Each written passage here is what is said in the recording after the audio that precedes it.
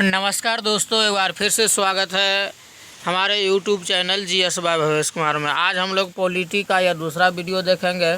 पहले भाग में देखे थे कि संविधान का कुल 22 भाग होता है, वह अलग अलग भाग में कौन कौन सा विषय की चर्चा है उसके बारे में देखे थे। इसमें देखेंगे मौलिक कर्तव्य और उसमें देखेंगे और अनुच्छेद से डिटेल के बारे में देखेंगे। मौलिक कर्तव्य की बात करें तो या मौलिक कर्तव्य को कुछ अलग अलग भागों में बांटा गया है। मौलिक कर्तव्य पहला समता या समानता का अधिकार, यह 14 अनुच्छेद से 18 अनुच्छेद तक है। स्वतंत्रता का अधिकार, स्वतंत्रता का अधिकार यह हो जाएगा आपका अनुच्छेद 19 से 22 तक में। शोषण के विरुद्ध अधिकार यह हो जाएगा अनुच्छेद 23 और 24 में। फिर आपका धार्मिक स्वतंत्रता का अधिकार यह 25 से आपका 28 में है। फिर बात करें तो समता का अधिकार 14 से 18, स्वतंत्रता का अधिकार 19 से 22, शोषण के विरुद्ध कर 23 से 24 और धार्मिक अधिकार 25 से 28 है। आगे बात करें तो सांस्कृतिक और शिक्षा संबंधी अधिकार हो जाएगा आपका 29 से 30। संवैधानिक उपचारों का अधिकार हो जाएगा आपका अनुच्छेद 32। तो अनुच्छेद 32 हो जाएगा संवैधानिक उपचारों का, अनुच्छेद 32 में चर्चा है। फिर आगे देखें उससे तो हम लोग संविधान कहते किसे, सभी के लिए बराबर कानून को संविधान कहते हैं। भारतीय संविधान में कुल 22 भाग और 395 अनुच्छेद है। अब बात करें भाग पहले की, तो भाग पहले में चर्चा है भाग 1 में संघ और राज्य क्षेत्र 1 से 4। पहला अनुच्छेद में भारत राज्यों का संघ है, अर्थात इसके राज्य कभी भी टूटकर अलग नहीं हो सकते हैं। जो देश फेडरेशन होते हैं उसके राज्य टूट सकते हैं, जैसे सोवियत संघ रूस था और पहले अभी भी जो है संयुक्त राज्य अमेरिका USA है। भारत एक संघ है जबकि वो एक फेडरल है। भारत का कोई भी राज्य टूटकर कभी भी अलग नहीं हो सकता। पहली चर्चा इसमें राज्यों का संघ का ये अर्थ हुआ। अनुच्छेद 2 यह है सांसद राष्ट्रपति को पूर्व सूचना देकर भी किसी भी विदेशी राज्य को भारत में मिला सकता है। अर्थात अगर कोई ऐसा क्षेत्र है जो भारत में विदेशी राज्य को मिलाना है तो सांसद उसको मिला सकता है बिना राष्ट्रपति के इंफॉर्मेशन दिए हुए। यह किया गया था 16 मई 1975 को सिक्किम को भारत में विलय किया गया था। तो आपका अनुच्छेद 2 में था। अनुच्छेद 3 में आपका चर्चा है सांसद राष्ट्रपति को पूर्व सूचना देकर वर्तमान किसी भी राज्य का नाम एवं सीमा को बदल सकता है, जैसे बिहार से झारखंड, उड़ीसा से ओडिशा। अर्थात इसमें आप अलग सूचना बिना पूर्व सूचना देकर के आपका राज्य को बांट सकते हैं। अर्थात राज्य को की सीमा में चेंज करने का अधिकार सांसद को है। चौथा अनुच्छेद है आपका अनुच्छेद 2 और 3 में किया गया संशोधन अनुच्छेद 368 के बाहर रखा गया है। अर्थात इस संशोधन में राष्ट्रपति नहीं रोक सकते। अर्थात 368 जो है संविधान संशोधन से संबंधित, लेकिन 2 और 3 को उसमें नहीं शामिल किया गया है। यह अनुच्छेद आपका 4 में है। अनुच्छेद 5 की चर्चा करें तो बात करें कुछ उसका इतिहास के बारे में।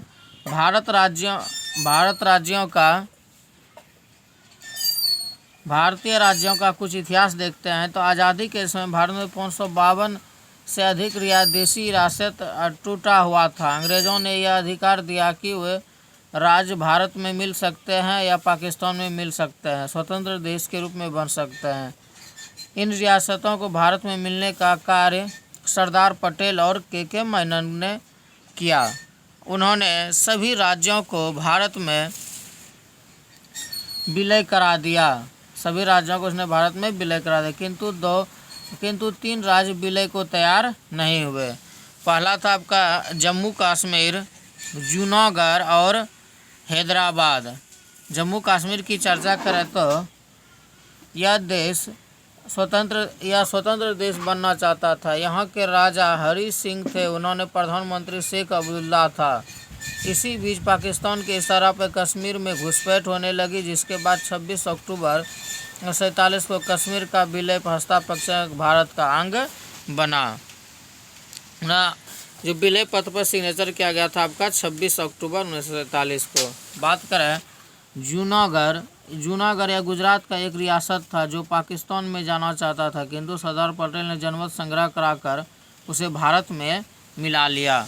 जूनागढ़ आपका गुजरात में पड़ता है। आपका अगला है हैदराबाद के निजाम को पाकिस्तान में मिलना चाहते थे, किंतु सरदार पटेल ने पुलिस की वर्दी में सेना भेजकर ऑपरेशन पोलो कहा चलाया। इसी के कारण तहत भारत को में शामिल किया गया। हमने ऑपरेशन पोलो के तहत हैदराबाद को शामिल किया। इन सभी देशी रियासतों को मिलाकर भारत का निर्माण किया गया। इन भारत को 4 राज्यों ABCD में बांटा गया था।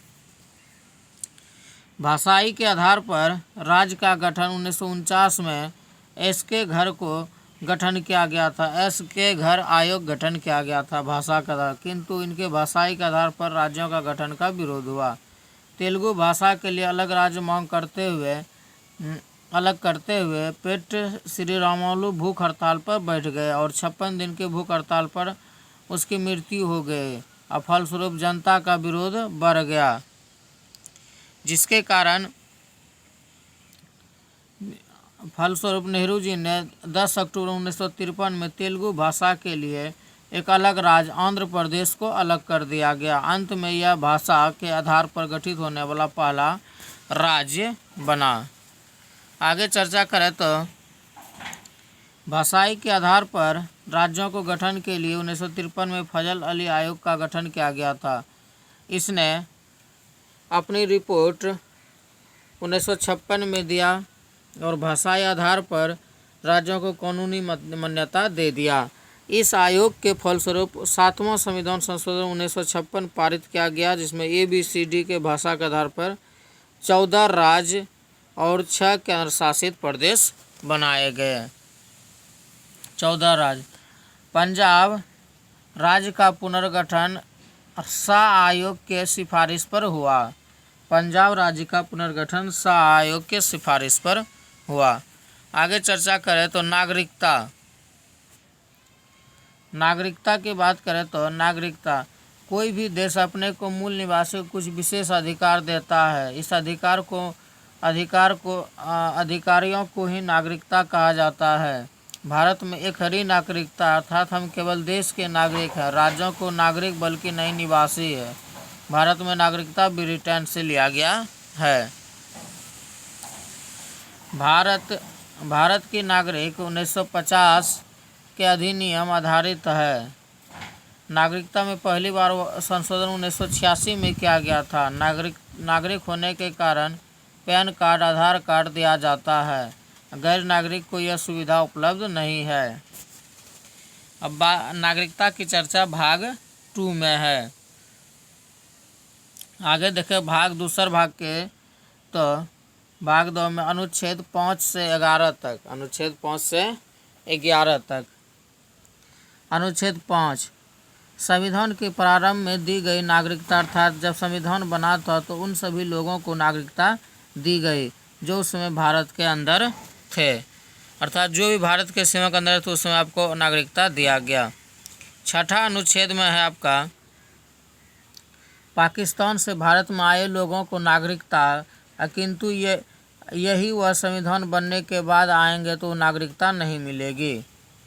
ये पाकिस्तान से आए हो तो नागरिकता मिलेगा, लेकिन संविधान बनने के बाद आएगा तो नहीं मिलेगा।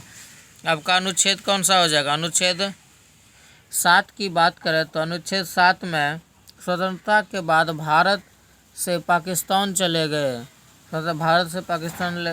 गए ऐसे व्यक्ति को संविधान बनाने से पहले लौट आए उन्हें नागरिकता दे दी जाएगी। अर्थात जो पाकिस्तान चला गया है वो संविधान बनने से पहले लौट आ जाएगा, उसको नागरिकता मिल जाएगा।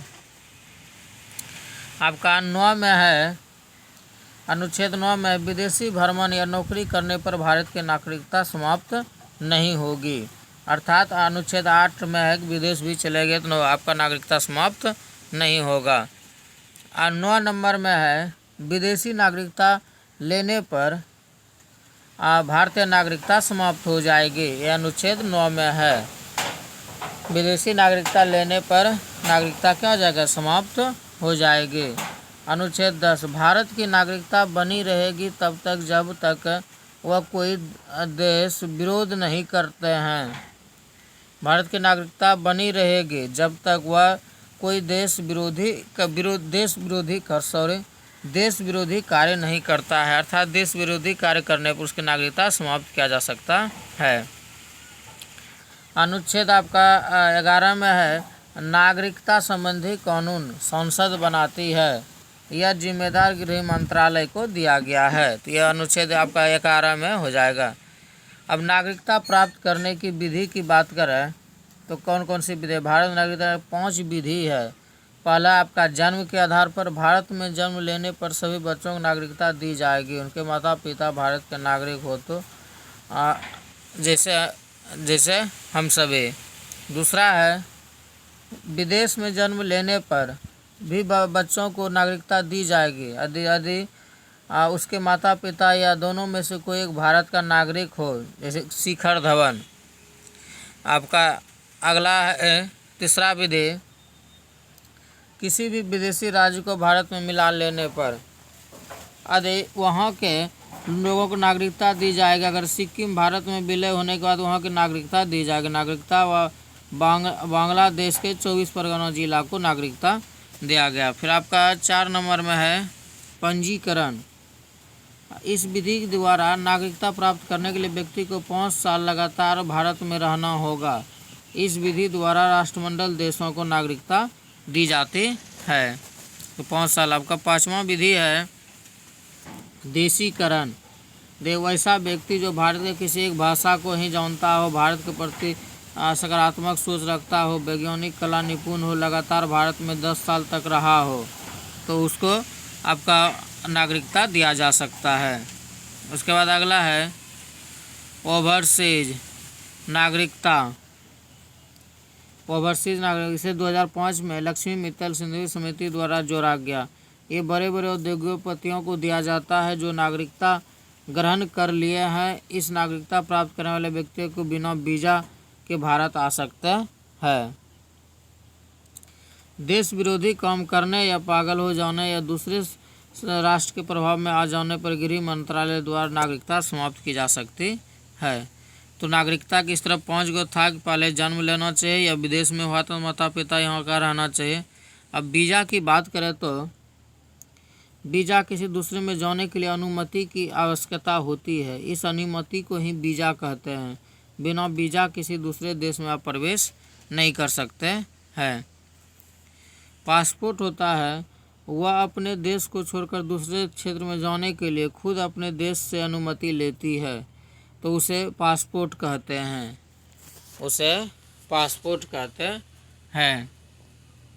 फिर आगे बात करें तो पासपोर्ट और वीज़ा समझ में आ गया होगा आप लोगों को। अब देखते हैं वीज़ा अर्थात जिस देश में जाइएगा उस देश का लेना पड़ता है। पासपोर्ट हुआ कि कहीं भी जाइएगा तो आपको पासपोर्ट भारत सरकार के द्वारा बनाया जाएगा। आपका हम लोग इस वीडियो में देखें संविधान के पहले नहीं बल्कि पहला और दूसरा भाग देखें। ये संविधान का दूसरा वीडियो था। पहला वीडियो में कुल 22 भाग का चर्चा किया गया। इसमें विस्तार पूर्वक संविधान के भाग 1 और भाग 2 की चर्चा किया गया। तो इस वीडियो में इतना ही। तो हमारे YouTube channel GS by Bhavesh Kumar को सब्सक्राइब और अधिक से अधिक शेयर करें। Thank you.